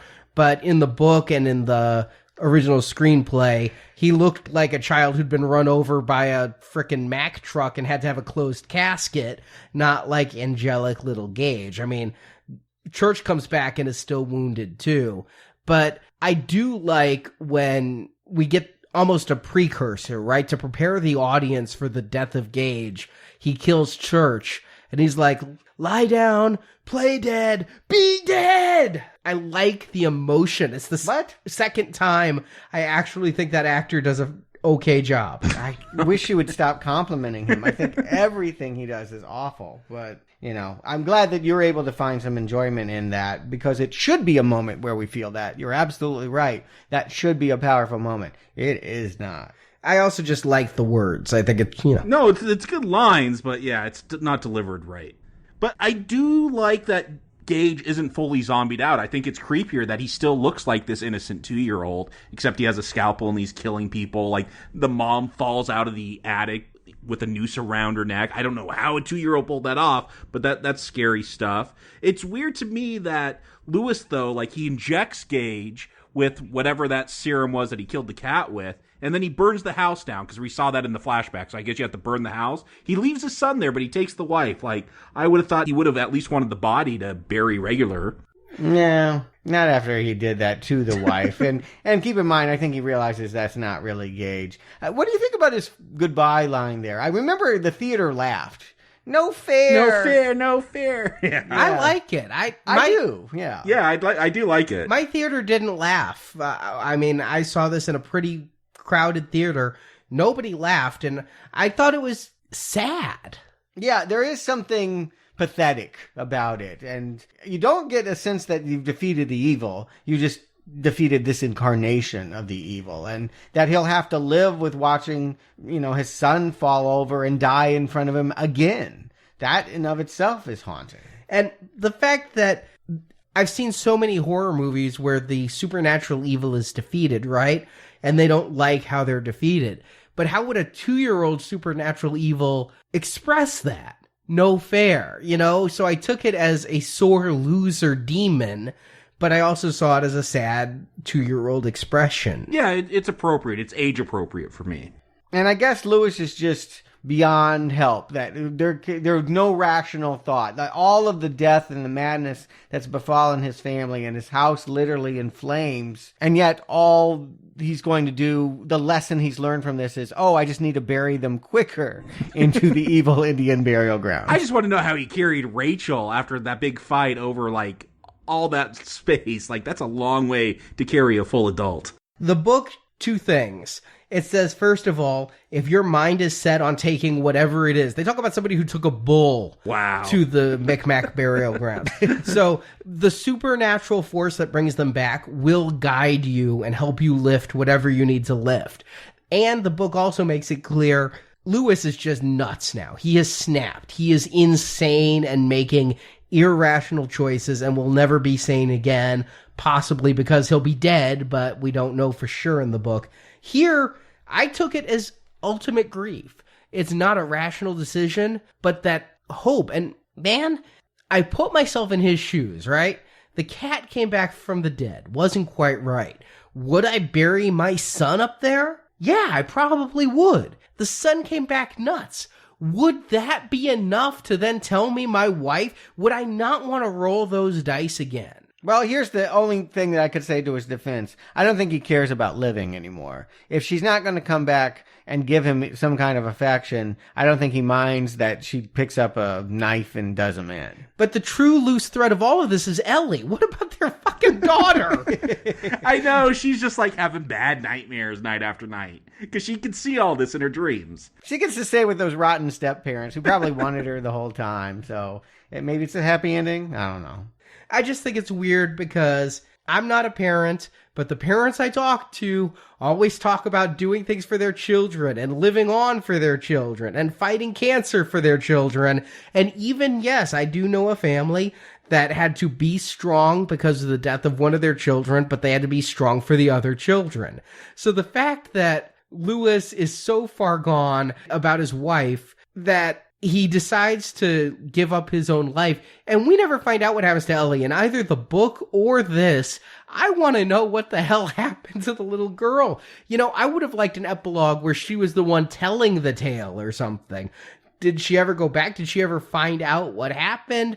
What does she know when her undead mother was found in Ludlow? I mean, really? Well, we do have that sequel next week. Yeah, maybe we'll get that next week. Sadly not. We're going to get Edward Furlong instead. But again, I said 3 things scared me. But the number 2 thing was this ending with Denise Crosby, who we haven't talked about her acting, but it's been pretty bad, this movie too. Yeah. But here, when she comes back as the zombie, and there's pus running out of her eye, and he kisses her, I made audible sounds and writhed in the theater. Well, yeah, that's what tells me Lewis is crazy at this point, that he's going to make out with zombie wife who's got pus coming out of her.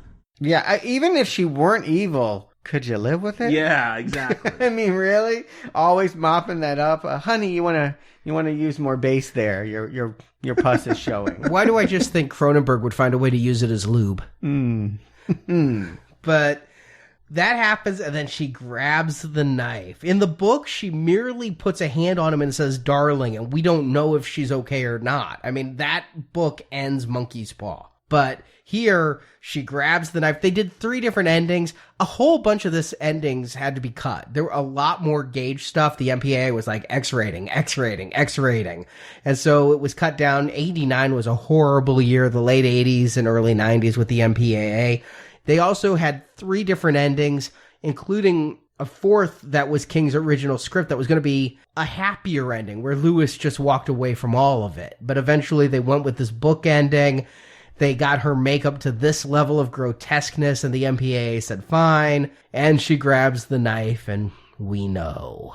So it actually is more clear about what's going to happen than the book itself. It's a great note to end on. I walked out of this theater a little shaken. I remember walking out in the daylight and getting in my mom's car, too young to drive, and just having an uneasy feeling that this last scene left me with. Yeah, I remember being moved back then too, but now, well, I'm curious to know what you guys think. So Jakob Stuart, do you recommend Pet Sematary? Jakob. What's interesting is just a few weeks before having to do this review, we had a couple of pet betta fish, one for each of the girls, and they both died within about a week of each other. Just fish are hard to keep alive. and it was interesting seeing the 6-year-old and the 10-year-old's response to death. One, it was kind of like, oh, that's sad, it moved on. And the other one, she has a whole memorial, in her room with pictures she's drawing and poems and everything.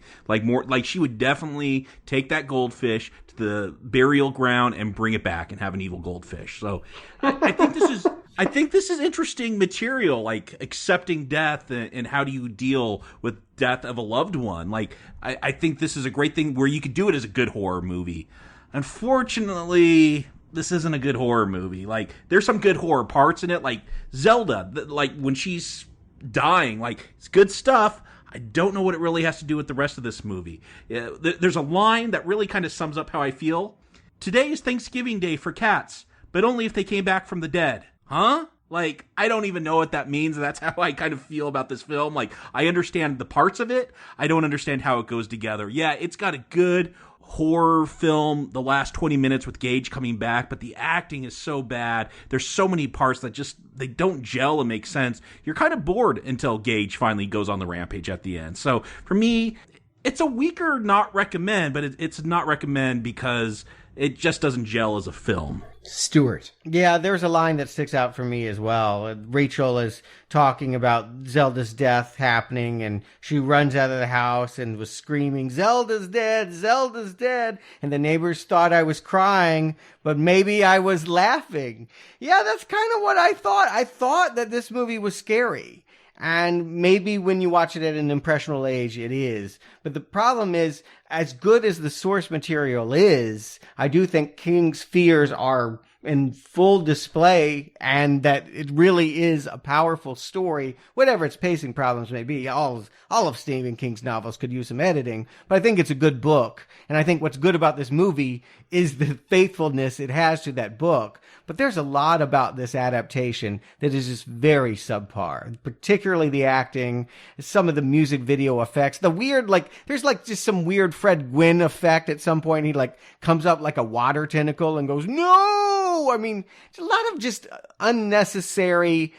We don't have a director that's in full control of what she's doing. And I think that if you had had a really strong director, they could have pulled this movie together. But as is, it's a real mess. And, you know, sometimes the book is better.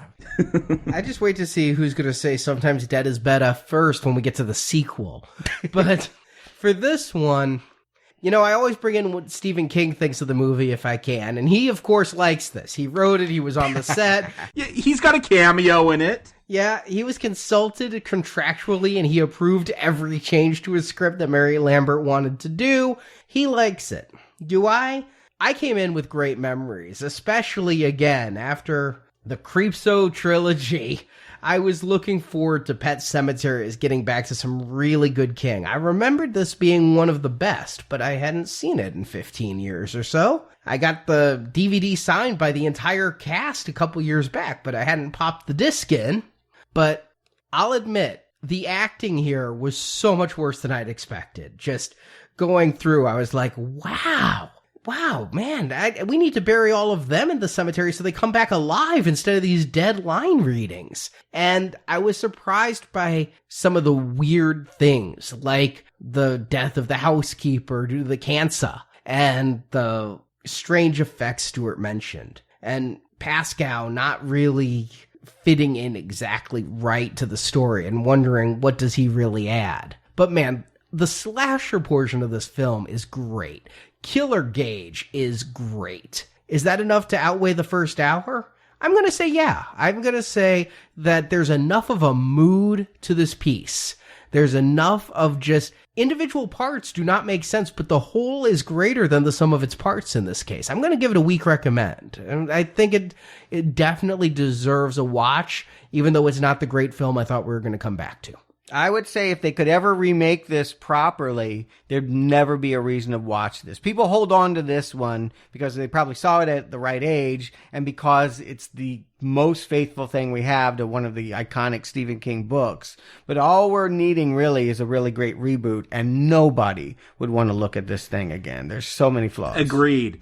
And I'm not opposed to getting a remake of this. I think there's good material here. It's in production. We'll be coming back to the cemetery after next week at some point. It was greenlit in 2011, then the director dropped out, greenlit again, and a director assigned in 2014, and then it just kind of stalled. But there's a studio, I believe it's Paramount, that wants this back, that wants to make some money on it and wants to capitalize on it. I wonder if for the 30th anniversary of this movie, we'll see it come back, kind of like Carrie. Yeah, well, you know what? I'm excited to see some Stephen King on the big screen, given how some of this direct-to-video stuff has turned out. You know, this one isn't one of the worst. I just want to emphasize, even though I'm giving it a red arrow, I do think it's the kind of red arrow I gave Firestarter and Cujo, where it's a professional movie. It just was lacking a spirit and a spark. And I feel like a solid production team could give what this movie didn't in a remake or reboot. That this will work. I'm convinced of it. And my condemnation is not a condemnation of the source material. And I think it needs a different screenplay writer than Stephen King. We need someone removed, someone that could really mine the gems for a 100-minute film out of those 600-700 pages. King kills a lot of his characters, but he does not understand the term kill your darlings. And No. That is the problem, I think, with this film. So, yes, I agree.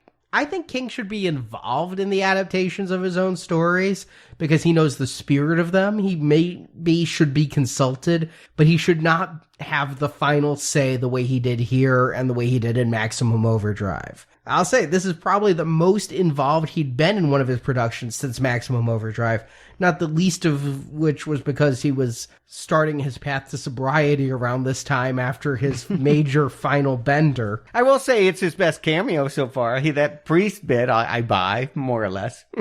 He does look like a preacher. Apparently he sat around the set the entire time drinking Jolt Cola and reading the obituaries aloud to the cast. Whatever. Joel, that's almost worse than cocaine. Sometimes Coke is better. But yes, we will be back with the Stephen King not approved sequel next week. Surprisingly, the director came back. Oh, good. The person I didn't want. Ooh, so she has 2 real films on her resume. I have no idea what this is. I've never seen it and never thought there was any reason to see it. But I just hear people cackle every time it's brought up, so I don't know what we're getting. It doesn't have anything in it as good as the Ramones song is what I remember, but we'll find out next week. I haven't seen it since the one time I saw it. My memory is there's some weird shit in it, but I also remember it being somewhat incoherent. We'll see if my memory is right. In the meantime, if you want more horror and people coming back from the dead, this Friday we're reviewing April Fool's Day, our 4th movie in the Horror of 86 series. We've done Hitcher, we've done House, we've done Chopping Mall, and now we get to the holiday-based April Fool's Day. Just when you thought there were no more holidays that could be a horror film.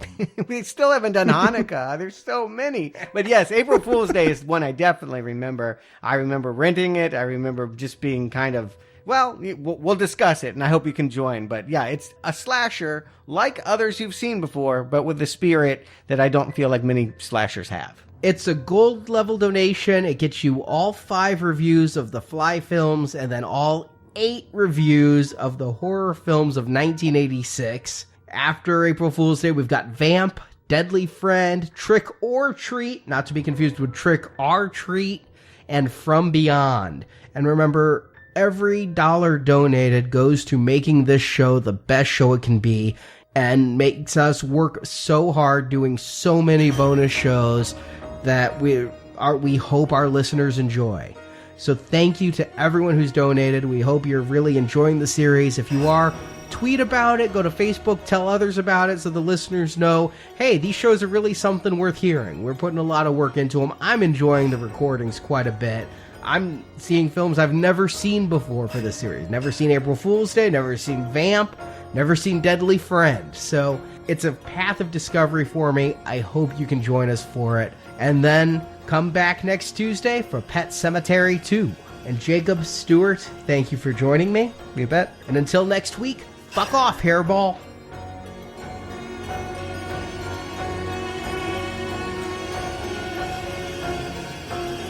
Louis, Yeah. not one word about what we done tonight. What did we do tonight, Judd? What we did, Louis, was a secret thing. Women are supposed to be the ones who are good at keeping secrets. But any woman who knows anything at all will tell you she's never seen into a man's heart. The soil of a man's heart, Louis, is stonier. Like the soil up there in the old Micmac burying ground. Thank you for listening to this episode of Now Playing, and we hope you've enjoyed the show. We play, Daddy. We had an awful good time. Now that you've heard the movie review, head to booksandnachos.com to hear Arnie's reviews and analysis of Stephen King's original short stories and novels. Yeah, that's a good story. A good walk. I'll take you up there sometime. Tell you the story, too. And come back to NowPlayingPodcast.com to hear our reviews of other Stephen King movies, such as Carrie, The Shining, Children of the Corn, Cujo, and dozens more in our archives section. It's a place where the dead speak. Also on our site, hear reviews of other films such as Maniac, The Texas Chainsaw Massacre, A Nightmare on Elm Street, Saw, Riddick, Friday the 13th, The Avengers films, Star Trek, and more. Find hundreds of movie review podcasts at NowPlayingPodcast.com and come back each week for another new movie review. Let's go, Doc. I don't like this dream. Who said you were dreaming? Also at NowPlayingPodcast.com/book, you can order Now Playing's film review collection, Underrated Movies We Recommend. This book has 125 reviews about films you probably haven't seen, but you should. Come on, Doc. Don't make me tell you twice. While at NowPlayingPodcast.com, be sure to join our forums where you can discuss this review with other listeners. I think you're going to be just as happy as a clam here, Ellen Creed.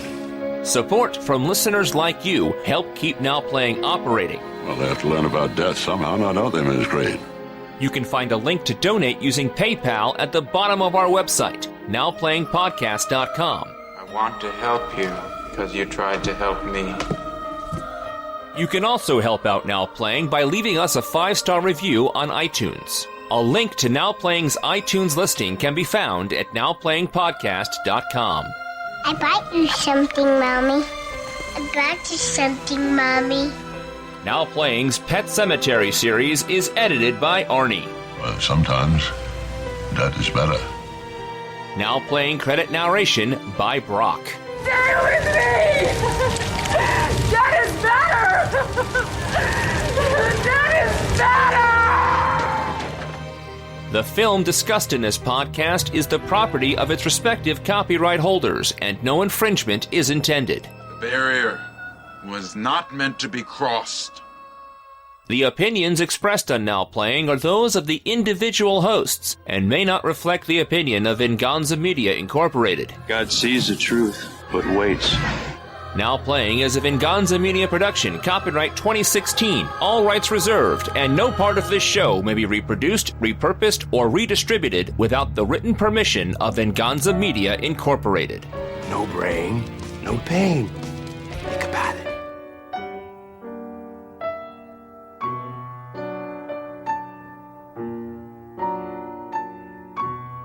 The soil of a man's heart is stonier, Louis.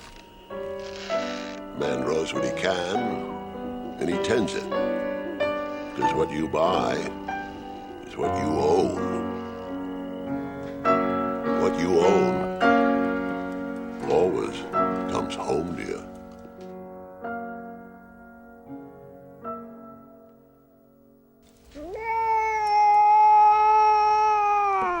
But we have gathered quite a... Hold on, they're barking. Yeah. It's going to be worse than planes. Yeah, truly. Wherever Stuart is, there is the noise.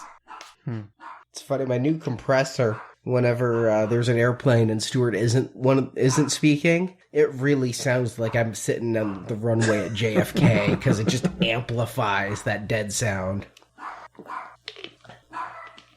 Logan, quiet now. We're going to put you in the pet cemetery. He may have already been put there. He's mean. Exactly. Okay. All right. Yeah, from the days when I actually wrote a Stephen King paper, which I think was like 9th grade, I do remember... Starting it. Give it a The second. dogs. Marjorie is on her way home. You keep saying that. Well, no, she's in a goddamn car. Tell her to go faster. I want to see what she's going to do with these dogs. What, duct tape their mouths? From what I understand, she's bringing a third dog. This could only get worse. Oh, it'll all be better when the third dog gets here. I'll just talk between the barks. And she says contention as, oh, it was really weird. Contention. No, contention. It was, what? Yeah. Are you saying a word? I don't know what's happening. Contention. What? Say the whole sentence. You're just throwing out a word. I don't know what it's in context. We're just saying syllables now. There's such a long pause. I forgot what you were saying. He's actually doing Rosetta Stone, I think, in Lithuanian. Would you like to go to the market? Contention. Fuck it. All right.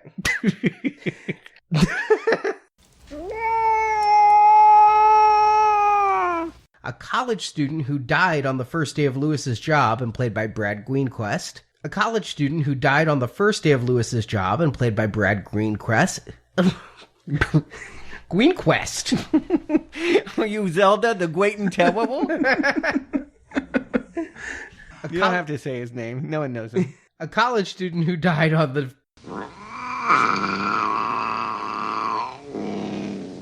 Pankow dies, and we see that, and that introduces Pascal? a ghost. Pancake died? Yeah, Pankow. Oh, Daddy, I want my pancake. Pankow. That is something else. There's a character named Pankow somewhere.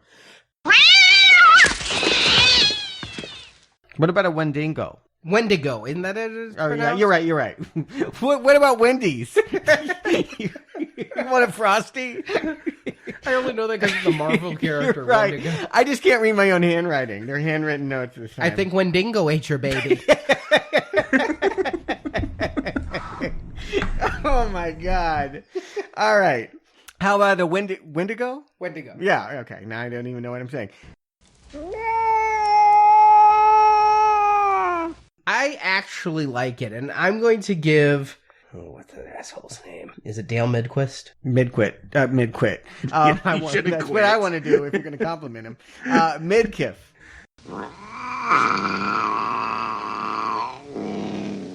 I got the DVD signed by the entire cast a couple years back, but I hadn't popped the disc in. So except for Fred Gwynn, of course, because he's dead, and I wasn't taking him to the cemetery so he'd autograph a DVD. And until next week, fuck off, hairball. You said that almost as bad as Midkiff.